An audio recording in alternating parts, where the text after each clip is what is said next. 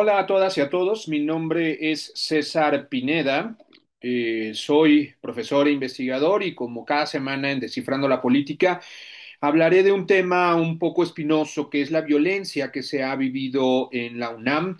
En estas últimas semanas hemos visto una serie de acontecimientos pues muy graves y que están confundiendo tanto a los universitarios como a la opinión pública. En las últimas semanas en la UNAM vimos el asesinato de un estudiante a manos de otro en un CCH. Hemos visto paros de numerosas facultades, amenazas de bomba en varias entidades académicas y, por supuesto, la violencia en la marcha del 2 de octubre. La nación entera se pregunta qué demonios está pasando en la Universidad Nacional Autónoma de México. Esta semana en Descifrando la Política y siendo profesor de la UNAM desde hace más de 13 años, siendo sociólogo, pues reflexiono sobre la yuxtaposición o la sobreposición de violencias que son de distinto orden que se han expresado en las últimas semanas. Los estudiantes están discutiendo en la UNAM, en muchísimas facultades han resurgido enormes asambleas de universitarios jóvenes. Es cierto que en esta semana se han encadenado tres fechas trágicas. El 26 de septiembre, cuando desaparecieron los 43 de Ayotzinapa. El 2 de octubre, cuando se conmemora la masacre de Tlatelolco. Y desde hace 2 años que se inició el genocidio en Gaza, el 7 de octubre. Por lo que los estudiantes, pues que son siempre solidarios, e igual que en el año pasado, enlazaron todas estas fechas como parte de una enorme jornada de movilización y de protestas en sus escuelas, no solo en la UNAM, también en otras escuelas y universidades públicas que están en paro académico, en paro de labores académicas. Pero una de las discusiones centrales en muchas de estas asambleas es la seguridad, ligada, por supuesto, a lo sucedido con el homicidio en el CCH Sur. Primero, separemos algunas de estas violencias. La movilización del 2 de octubre siempre unió a las muy distintas corrientes y grupos estudiantiles en la Ciudad de México y en la UNAM. Después de 1968 se creó una cultura de participación y organización estudiantil que enfrentaba al régimen autoritario. La autonomía de la UNAM, junto a lo sucedido en Tlatelolco, obligó a la llamada dictadura perfecta a contener en algo la persecución a la organización estudiantil. Así eran los estudiantes quienes recibían colonos desalojados en la misma universidad, eran los estudiantes quienes defendían a los campesinos que eran presos políticos en los lugares alejados, denunciando en las facultades la política represiva del Estado. Fue la Universidad Nacional Autónoma de México un epicentro de solidaridad con el levantamiento zapatista de 1994.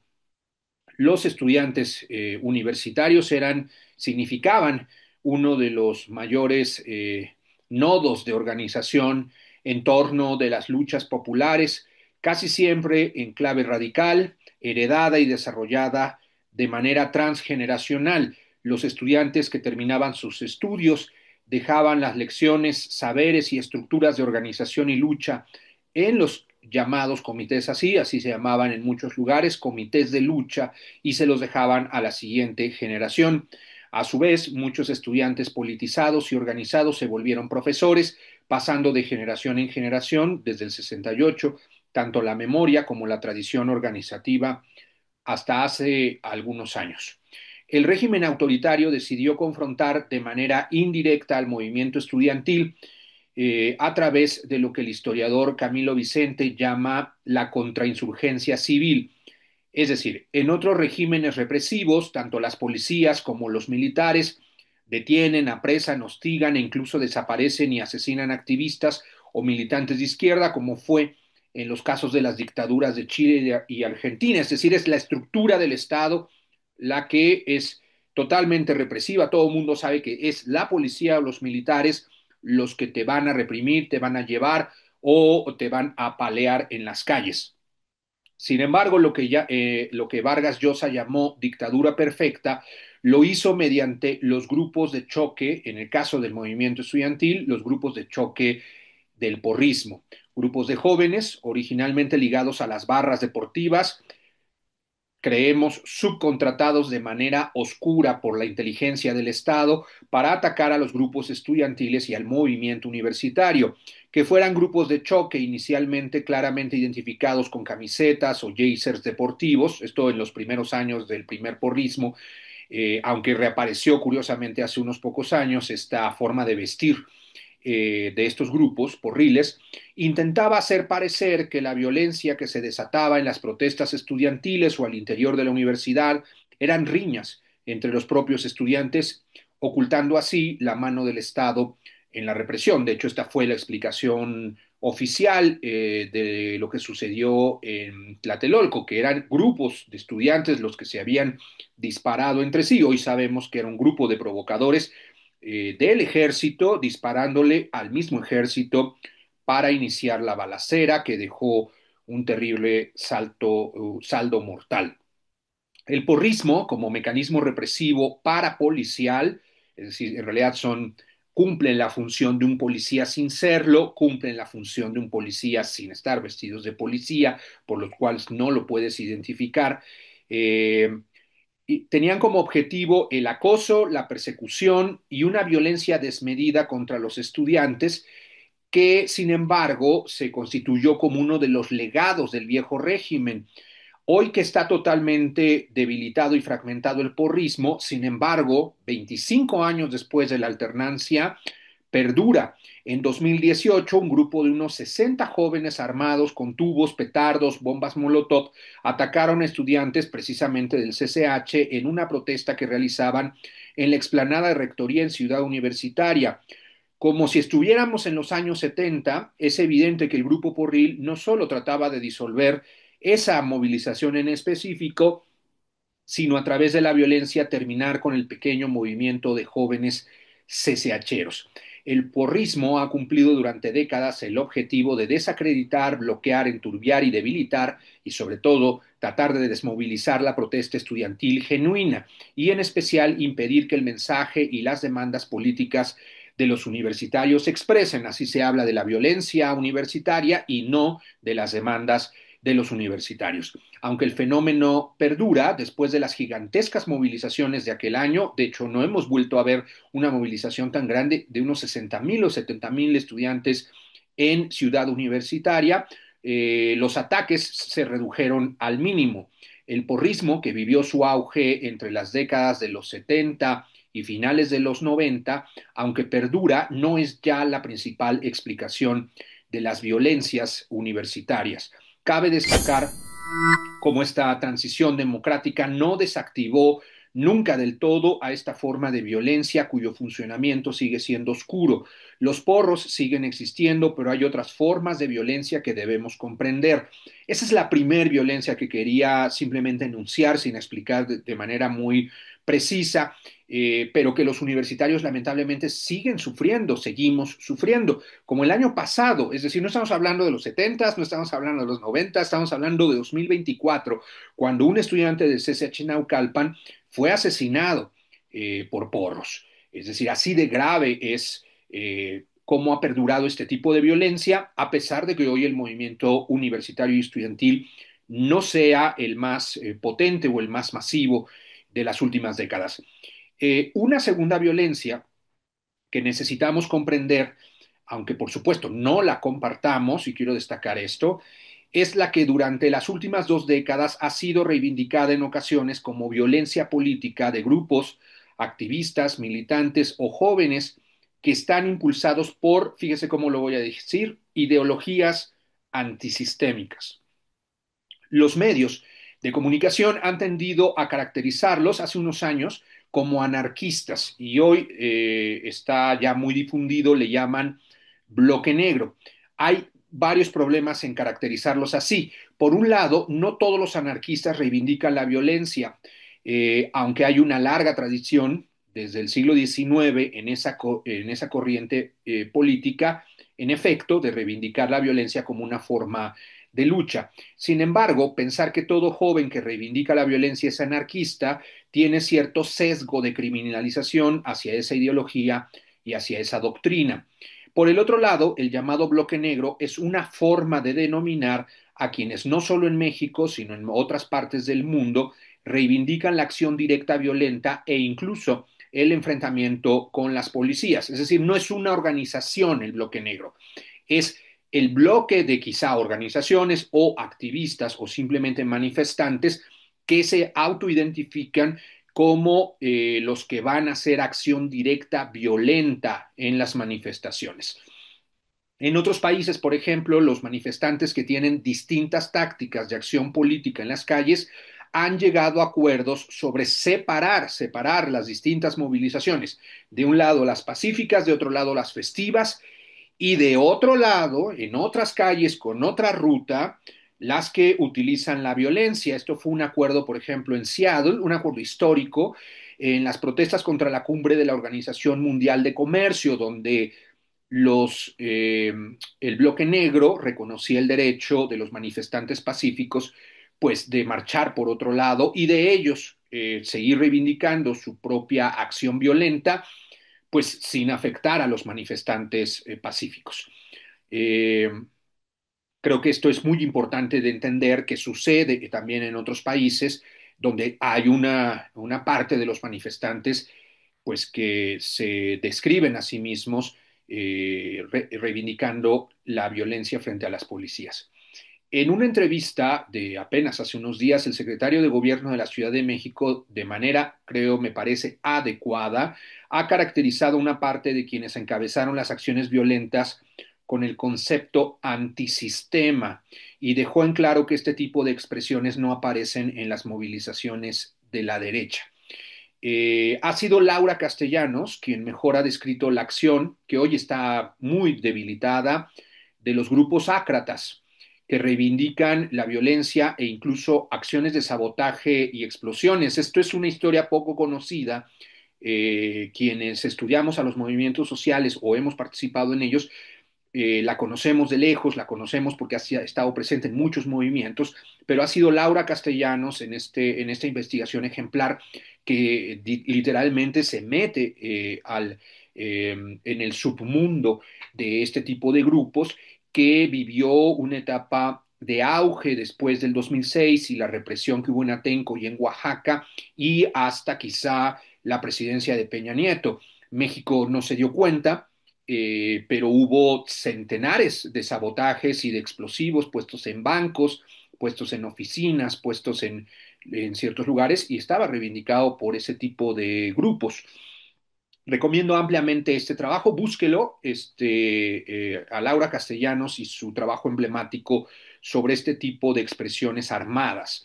Eh, Ahora bien, en parte, quizá en parte, es una hipótesis, no lo puedo comprobar. Lo sucedido el pasado 2 de octubre entonces tiene que ver en ocasiones con la acción violenta, como hemos visto también en algunas movilizaciones feministas, con lo que yo llamo violencia performativa. Es decir, es un tipo de violencia que muchos vemos, me incluyo, como irracional o incluso no política, porque no tiene una estrategia ni un objetivo político identificable. El objetivo es producir el caos. Hay que señalar que aunque pequeños y debilitados, aún existen grupos a los que se suman también muchos jóvenes que reivindican este tipo de acción, producir el caos.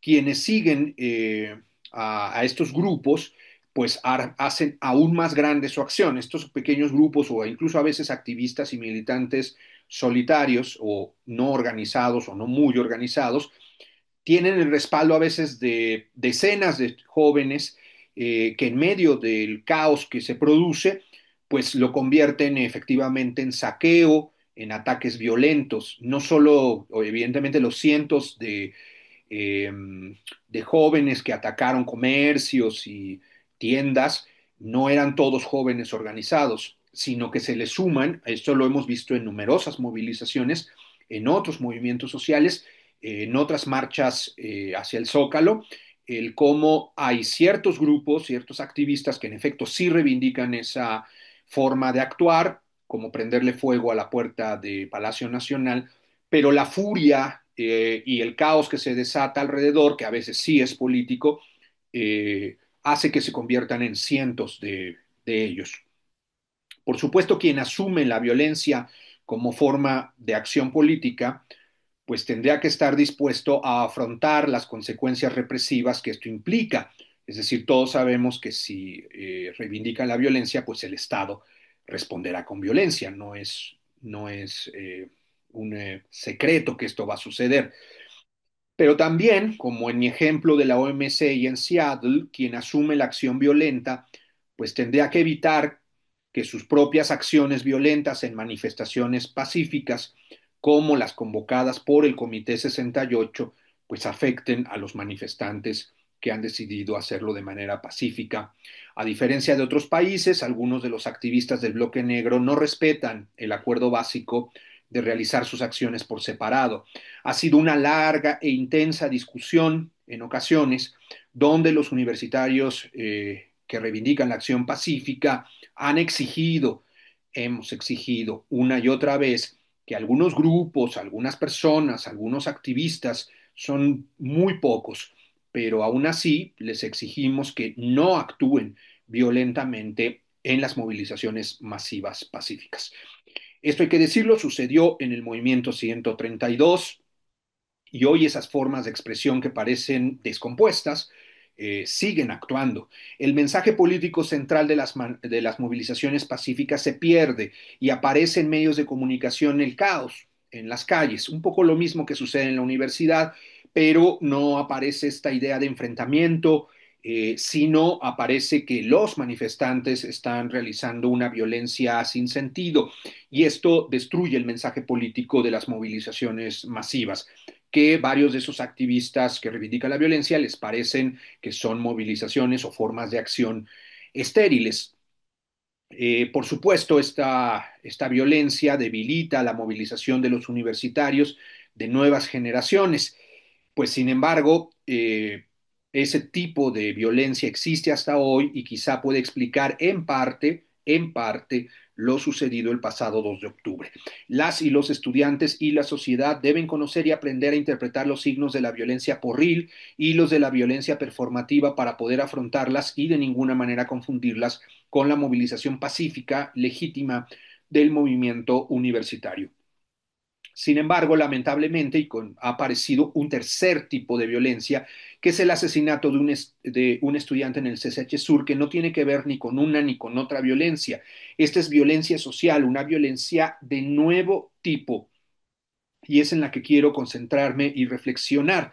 Reflexionar porque no solo no conocemos bien el fenómeno, yo no soy experto en este tipo de fenómenos, pero conozco muy bien los procesos sociales y conozco, al ser profesor universitario y al estar inmiscuido diariamente en relación en el aula con los jóvenes, creo entender algunas claves, ojalá y pueda ser útil esta reflexión, estas ideas, estas notas que no buscan ser una explicación completa, sino simplemente ideas que comparto con ustedes y especialmente con los universitarios. En muchas asambleas se ha hablado de la seguridad de las facultades y al momento de escribir estas líneas, los estudiantes mantienen paros de labores académicas con varias demandas en torno de la seguridad.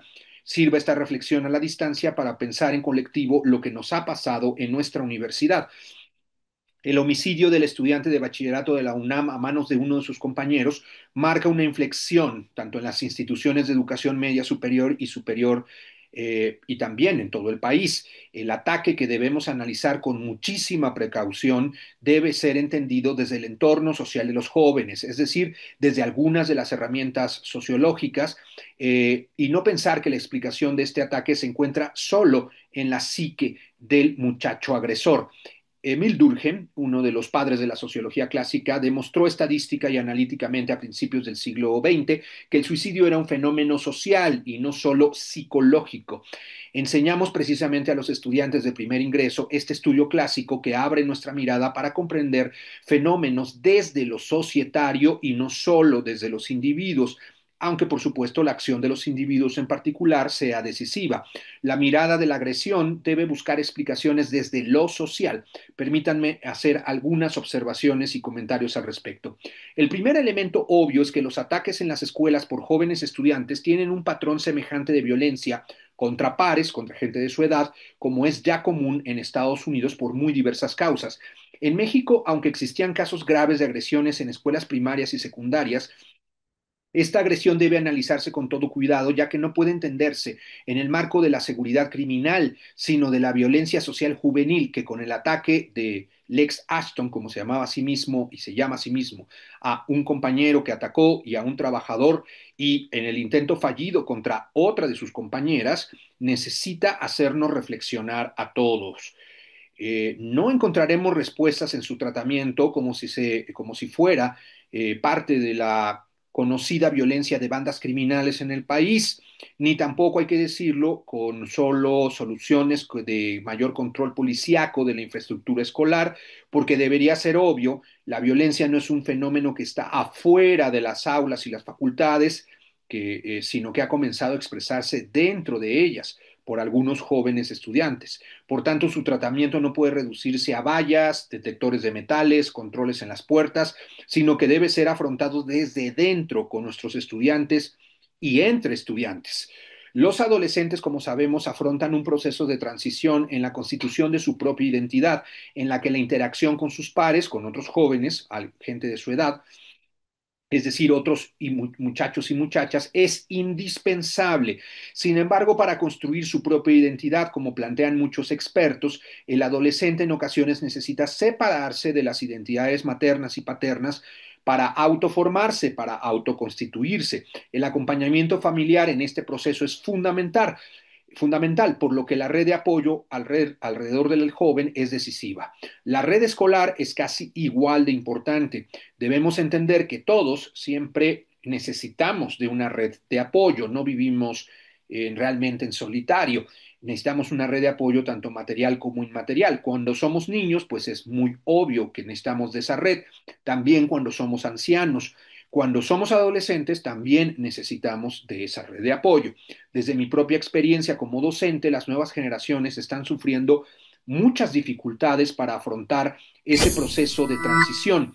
Un estudio longitudinal con jóvenes estadounidenses de casi 2 décadas ha registrado que la depresión grave en adolescentes ha aumentado un 145% desde 2010 en las mujeres y un 161% en los hombres. Vea de las cifras que estoy hablando en torno de la depresión. También en ese país, las visitas al hospital por autolesiones, fíjense esto tan grave, han aumentado casi 190% entre las chavas y en menor medida, pero también un alarmante 48% de los chicos. El aumento de suicidio es preocupante, ya que las tasas van del 91 al 161% entre hombres y mujeres cada una. Los adolescentes estadounidenses sufren entonces de una importante ansiedad, de una importante depresión y trastorno de atención. Creo que aunque no necesariamente sean esas mismas cifras, esa realidad también lo viven los jóvenes mexicanos. De esto se ha culpado esencialmente a los dispositivos electrónicos y en efecto hay una correlación entre ansiedad y tener dispositivos como celular o tabletas electrónicas desde la infancia. Es decir, aumenta la ansiedad si se les entrega los dispositivos a menor edad y disminuye si empiezan a controlar celulares, tabletas, etcétera, cuando ya son adolescentes.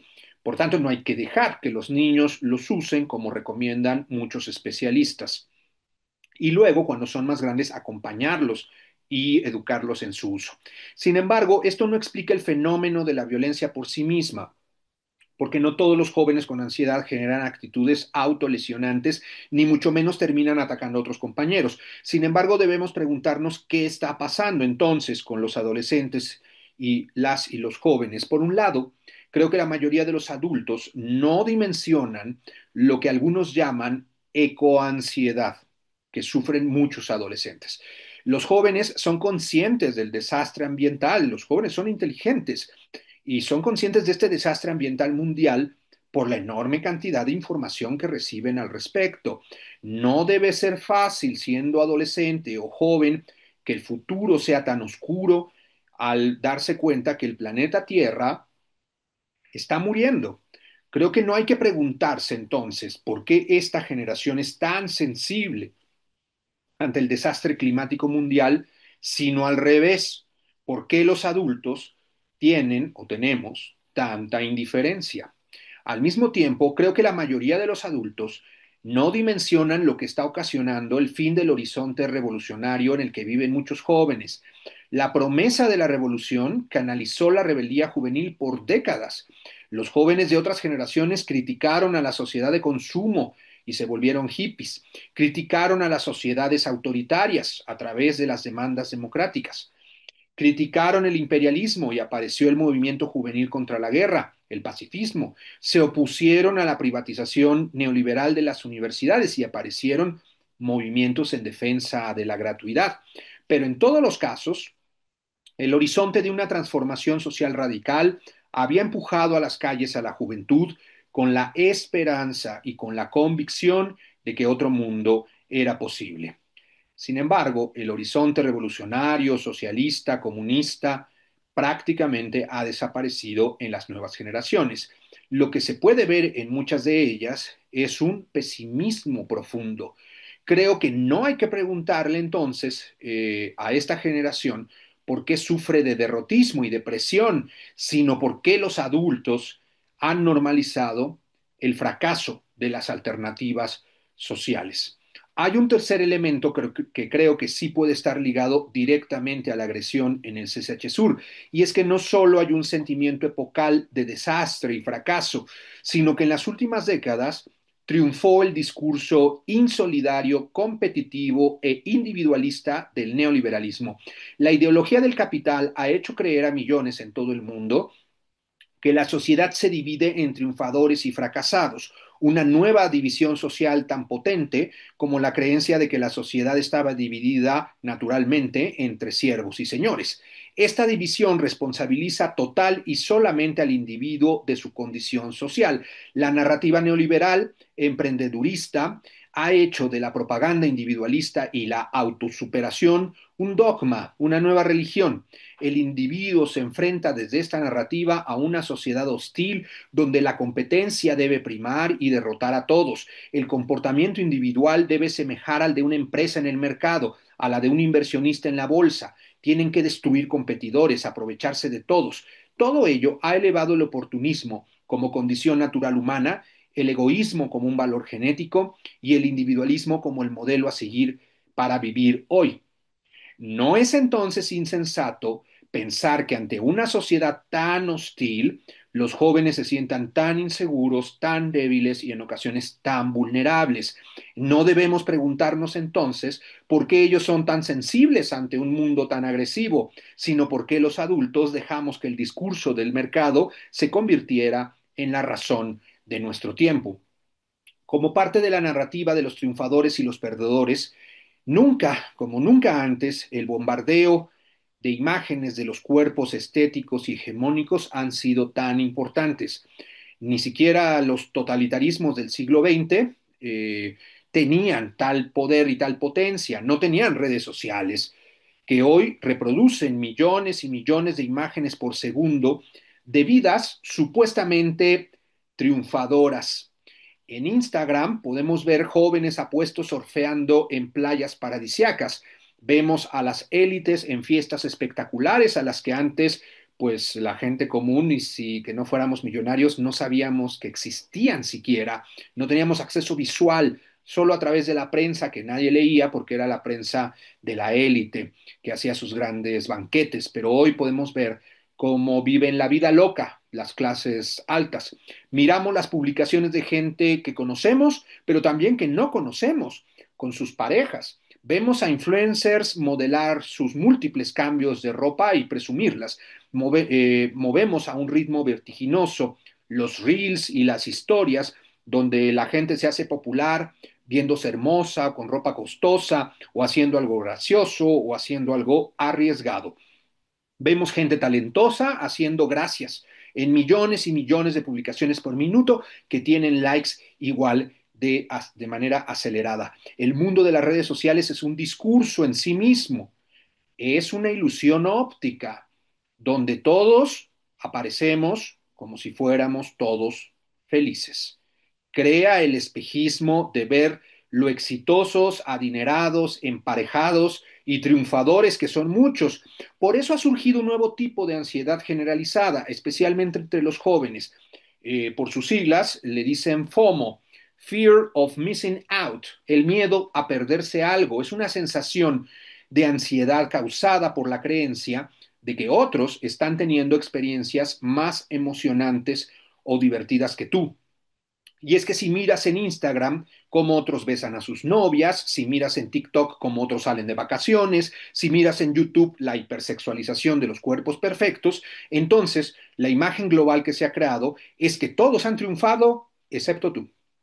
Las redes sociales parecen confirmar la división del mundo entre fracasados y triunfadores. Y si eres del grupo de los fracasados, pues entonces puede entonces comenzarse a entender el aislamiento, la frustración, la rabia, la depresión, la soledad y la desmoralización de un adolescente que vive un mundo decadente real y se mira a sí mismo a través del espejo de las redes de manera irreal. Desgarrado entre una sociedad hostil y la ilusión de las vidas perfectas de otros que no puede vivir, algunos jóvenes buscan espacios como cualquier otro joven lo ha hecho para desahogarse y encontrar un poco de alivio. Pero mientras las mujeres quizá encuentran ese alivio con sus amigas, los varones tienden a no hablar con otros hombres cercanos de sus sentimientos. La red le ofrece entonces al varón joven numerosas alternativas, fíjese bien, anónimas y a distancia, como Telegram, pero también otros menos conocidos. Y es esto lo que comienza a salir de la depresión generalizada en las nuevas generaciones para convertirse en espacios dominados por discursos de odio. Los especialistas hablan de manosphere, es decir, una esfera digital masculina. Comunidades virtuales en las redes donde los hombres descargan su rabia con discursos misóginos y machistas. Son espacios surgidos como reacción al movimiento feminista, donde los varones insultan, culpan y agreden verbalmente a las mujeres feministas. Hay otros espacios donde se habla del éxito sexual con las mujeres y se comparten creencias absurdas como por ejemplo que el éxito romántico con las mujeres está determinado genéticamente y por tanto, y esto es muy importante, significa que muchos hombres están condenados al fracaso por vía genética. A dicha ideología se le llama Black Pill, pero también hay chats, foros de Reddit, subforos, donde se reúnen y conversan siempre de manera digital los llamados incels, que en inglés significa involuntary celibates, célibes involuntarios, hombres que no solo no tienen pareja, sino que no tienen relaciones sexuales aunque lo deseen. En esos foros se culpa a las mujeres del desprecio hacia los incels, se rivaliza a su vez con los hombres que sí logran tener pareja. Esos foros se convierten entonces en una incubadora para exacerbar, alentar, agrandar y ponerle más gasolina a la frustración y la rabia social, convirtiéndola de una ideología victimizante a un discurso de acción violenta contra su propia situación.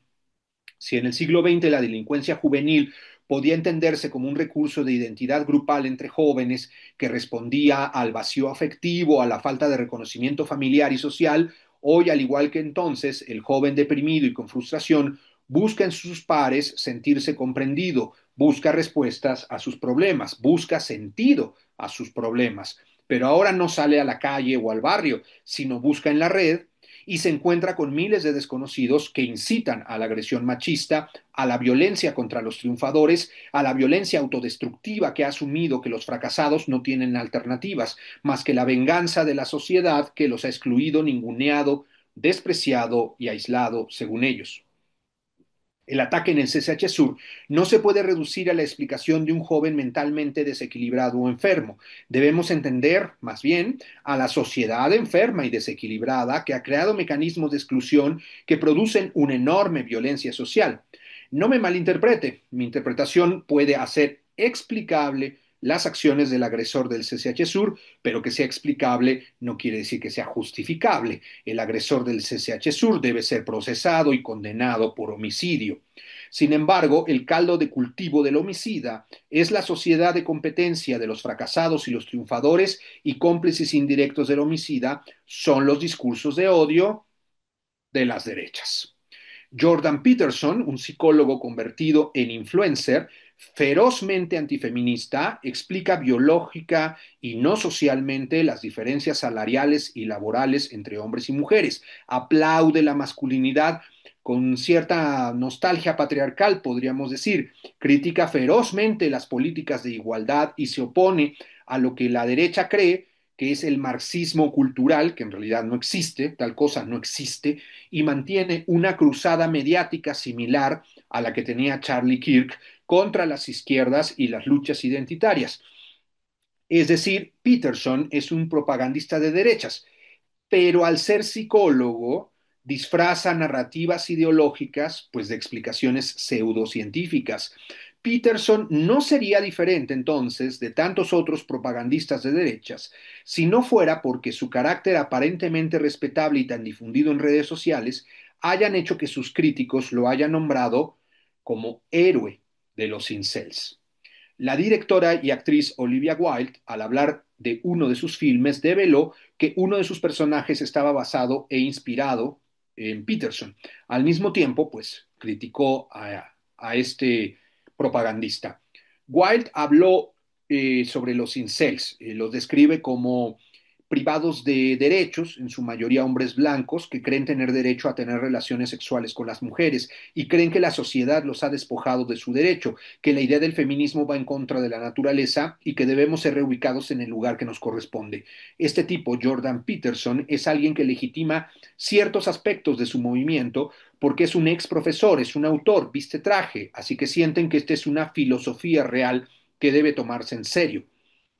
Así se cierra el círculo alrededor de los jóvenes, con discursos de odio, antifeministas, misóginos, reaccionarios, que dentro de redes virtuales, sin ningún tipo de contención ni ningún tipo de apoyo u orientación, desatan narrativas que caen en el terreno fértil en muchachos deprimidos, frustrados e aislados, cuyo discurso, como el de Peterson, parece darles armas intelectuales que luego se convierten en armas reales que se ha atizado para usarlas desde foros anónimos donde muchas voces digitales empujan a los jóvenes a profundizar su odio social a las mujeres y a los hombres que desde su visión tienen éxito con ellas.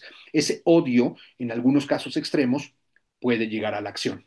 Por tanto, si regresamos a la UNAM, no se trata de cuántas armas pueden entrar o no a cada facultad o escuela, o si las armas son de menor peligrosidad que en Estados Unidos, sino que la peligrosidad es que en el entramado social que permite sostener a los jóvenes cuando caen en la depresión se debilite o no funcione, que las conexiones emocionales familiares, amistosas y escolares los dejen, no les acompañen y por tanto algunos jóvenes tomen el camino de forjar su propia identidad a través del odio misógino y el odio social que no se expresa política, intelectual o artísticamente, sino como violencia contra las mujeres y contra otros jóvenes.